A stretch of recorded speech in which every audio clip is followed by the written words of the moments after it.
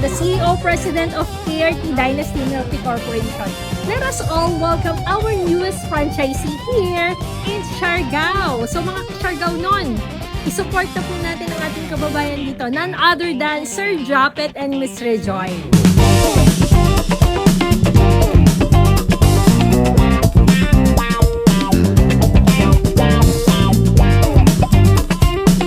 Gusto talaga naming mag-asawang magtayo ng business dito sa Siargao because gusto naming mag-retire dito sa Siargao. Medyo matagal na po kaming nasa Canada, so moving forward po, dito po kayo mag-retire sa Pilipinas.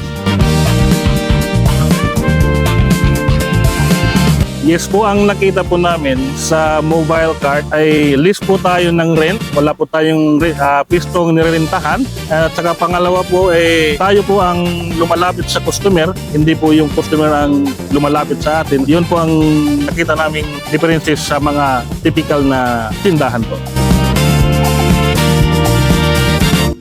Since day one po sa pag-inquire namin, dire-diretso lang po kahit malaki po ang differences ng time sa Pilipinas abroad at madali po silang mag-respond sa mga tanong po namin, madali po silang sumagot. So, very supportive po ang Team KRT po.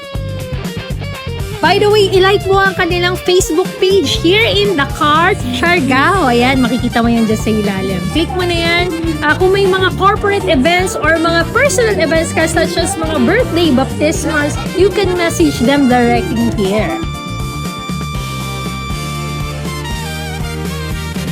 At kung sa tingin mo maganda ang location mo at gusto mong magsimula ng mobile cart business, i-message mo lang ang aming page dahil meron akong ginawang masterclass na libre kung saan ituturo ko sa iyo kung paano magsimula at magpatakbo ng mobile cart negosyo.